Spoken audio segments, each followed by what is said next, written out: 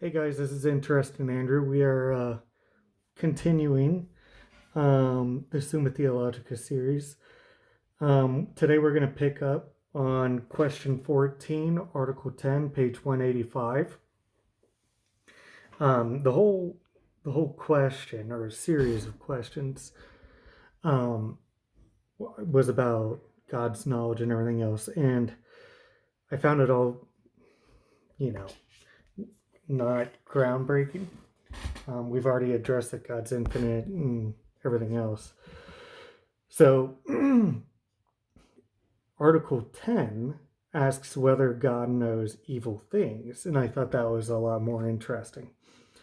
So, the objection is because evil is the privation of good, it is separate from God and separate from his understanding. So, I actually just want to go directly to 185 and read it.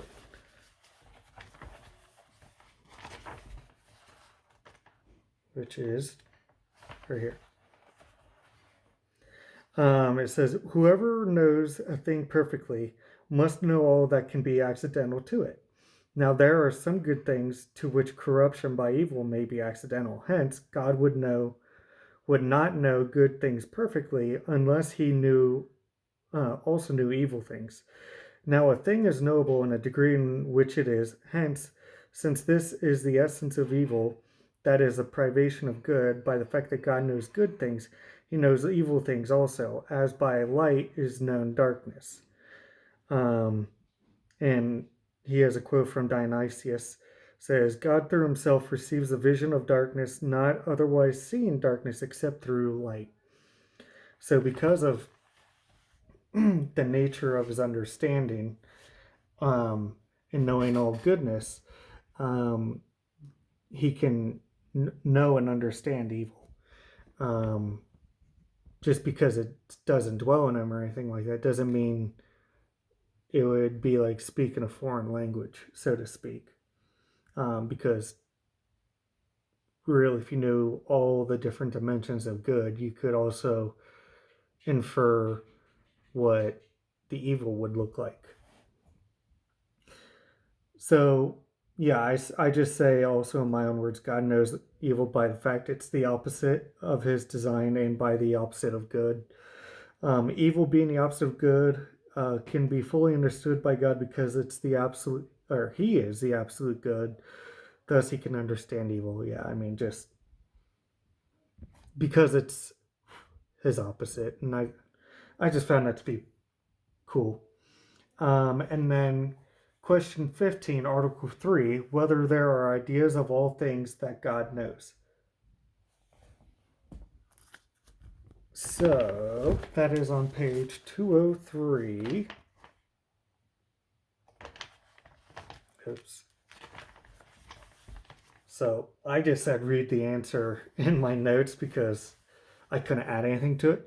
So, as ideas according to Plato are principles of the knowledge of things and of their generation, an idea has this twofold office.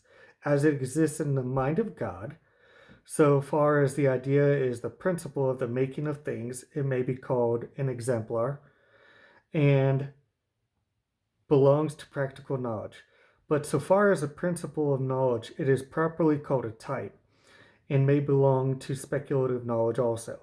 As an exemplar, therefore, it has respect to everything made by God in any period of time, whereas as a principle of knowledge, it has respect to all things known by God, even though they never came to be in time, and to all the things that he knows according to their proper type, insofar as they are known by him in a speculative manner. So basically, just because God hasn't created certain things doesn't mean that the ideas haven't crossed his mind to create those things.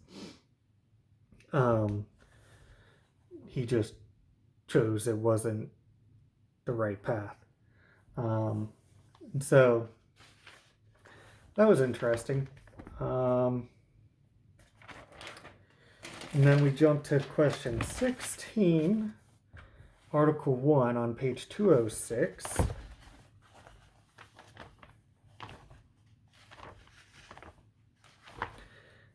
And this is whether truth resides only in the intellect. So basically, is truth something real, or is it something that's just in our minds? Um, so they propose that the true and false reside not in things, but in the intellect. Um, his answer, on the contrary, was pretty good and a little long, so bear with me. As the good denotes that towards which the appetite tends, so the true denotes that towards which the intellect tends. Now there is this difference between the appetite and the intellect.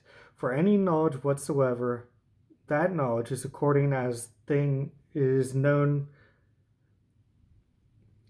is in the knower, whilst appetite is according as the desirer tends towards the thing desired. Thus, the term of the appetite, namely good, is in the object desirable. And the term of the intellect, namely true, or truth, is in the intellect itself. Now, as good exists in a thing so far as a thing is related to the appetite, and hence the aspect of goodness passes on from the desirable thing to the appetite, insofar as the appetite is called good if its object is good, so since the true is in the intellect insofar as it is conformed to the object understood. The aspect of the true must needs pass from the intellect to the object understood, so that also that the thing understood is said to be true insofar as it has some relation to the intellect. Now, a thing understood may be in relation to an intellect either essentially or accidentally. It is related essentially to an intellect on which it depends as regards in its essence, but accidentally to an intellect by which it is knowable. Even as we may say a house is related essentially to the intellect of the architect, but accidentally to the intellect upon which it does not depend. So that last little sentence gives clarification. Um, the intellect aspect of the architecture or house uh, is knowable, and so that's the truth. And then the accidentally upon the intellect, which would be like somebody observing the house. Now we do not judge of a thing by what is in it accidentally, but by what is in it essentially. Hence, everything is said to be true absolutely insofar as it is related to the intellect from which it depends. And thus, it is that artificial things are said to be true of being related to our intellect. For a house is said to be true that expresses the likeness of the form in the architect's mind. And the words are said to be true so far as they are signs of the truth in the intellect. In the same way, natural things are said to be true insofar as they express the likeness of the species that are in the divine mind. For a stone is called true, which possesses the nature proper to a stone, according to the preconception in the divine intellect. Thus, then, truth resides primarily in the intellect and secondarily in things according to as they are related to the intellect as their principle. Consequently, there are various definitions of truth. Augustine says, truth is that whereby is made manifest that which is. Hilary says, truth makes being clear and evident. And this pertains to the truth according as it is in the intellect. As to truth of things insofar as they are related to the intellect, he uses Augustine's definition. Truth is a supreme likeness without any unlikeness to a principle. And then Anselm's definition, truth is rightness perceptible by the mind alone. For that is right which is in accordance with the principle. Um, Also, Avicenna's definition, the truth of each thing is a property of the essence in which is immutably attached to it. The definition that truth is the equation of thought and thing as is applicable to it under either aspect. So I think the one so Avicenna's one of the truth of each thing is a property of the essence, which is immutably attached to it. Truth has to be immutable. It cannot be like nowadays, well, that's your truth, that's my truth, then there is no truth. It must be something that can be either agreed upon through reason and discussion or has to be proven scientifically through the scientific method. And then the other one I liked was truth is the equation of thought and thing, and is applicable to it under either aspect. Um, just there's the cognition and there's the actual object. Um, so I thought that was interesting, but it's also I'm I remember reading in the Bible where Pontius Pilate asked Jesus, what is truth? Um, it seems like back in the Renaissance and everything else, and before that, they believed the scientific method would lead to like ultimate understanding through observation of natural laws and everything else, and that we could all come to truth. But um, unfortunately, in our society and everything else, it was corrupted by politics and societal expectations and corporations where you can have scientific studies that are funded by, Monsanto or Moderna or something, and they may say great things about a product which are blatantly false, but because they can peddle truth and through a disguise of, you know, looking at statistics a certain way or muddying the way that this study was handled, um, or just phrasing, um, that it seems like objective truth has been lost in our society today. Um, and then Article 8 of Question 6. Actually, I have a few of these on truth. So, whether God is truth, which should be Question 16, Article 5, page 212. Um, I just have John chapter 14, verse 6, I'm the way, the truth, and the life. And then, as God saying that, yeah, he is truth. Aquinas says in his answer that truth is found in the intellect according to as it apprehends a thing as it is, and in things according as they have being conformable to an intellect. This is the greatest degree found in God, for his being is not only conformed to his intellect, but is the very act of his intellect, and his act of understanding is the measure and cause of everything being and of every other intellect. And he himself is his own existence and act of understanding, whence it follows not only that truth is in him, but that he is truth itself and the sovereign and first truth. Um, Back during the Renaissance and in the era, like I was saying, like science was seen as something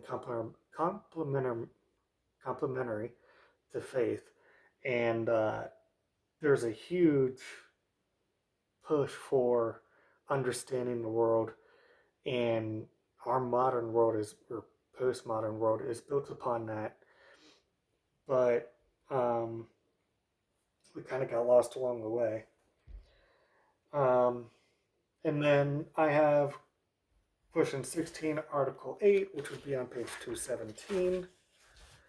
It is whether truth is immutable. So I just have the answer the truth of the divine intellect is immutable, but the truth of our own intellect is mutable. Um, and then I say, like, hence why we need to deliberate on subjects to find truth. Um, truth, some truths are self evident, and in some others, we actually need to have like conferences and actually hash out stuff to figure out if there's actual something firm backing up a position or philosophy, in that, not everything is this weird, nuanced, esoteric mist that our world seems to project nowadays. Um, I think as a society, that would actually be probably one of the biggest things, is trying to become intellectually honest and curious again, which I don't see happening with how much money's in the affair of hiding truth. Um, but I think that would be a great way to help rebuild society, is an actual sense of integrity to find truth. And then I ended on question 17, Article 1. It's just concerning falsity and whether it exists or not. And I just am going to read his replies to the three questions. Um, a thing compared with an intellect is said to be true in respect to what it is and false in respect to what it is not. Hence, the true tragedian is a false Hector, as stated in Soliloquies something, as therefore in things that are is found a certain non-being, so in things that are found a degree of falseness. Second reply to the rejections or objections. Things do not receive by their own nature, but by accident, for they give occasion to falsity by the likeness they bear to things which they actually are not. And that was really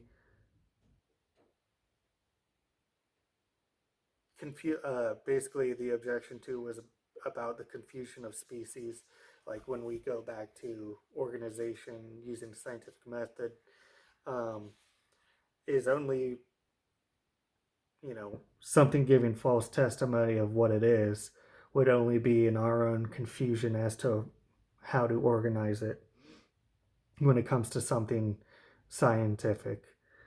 And then reply to objection 3, things are said to be false not as compared with the divine intellect, in which case they would be false simply, but as compared with our intellect, and thus they are false only relatively. To the argument which is urged on the contrary, likeness or defective representation does not involve the idea of falsity except insofar as it gives occasion to false opinion. Hence, a thing is not always said to be false because it resembles another thing, but only when the resemblance is such as naturally to produce a false opinion, not in any one case, but in a majority of instances.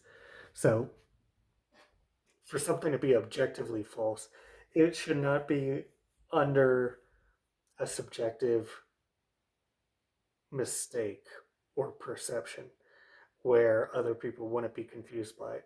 For something to be truly false, it would have to be naturally producing a false conclusion about a nature of the thing described. So, a lie or deceit, an act of fraud, let's say in like a court case or something, would have to be, then for it to be false and not just up to subjection, would be something that would be verifiable to produce over and over again the wrong result. In which case, we could say it was designed to be fraudulent or to falsify. So, that is it for today. We're going to pick up next on page 229, and that will be question 18. But you can hear I'm already starting to have a dry throat.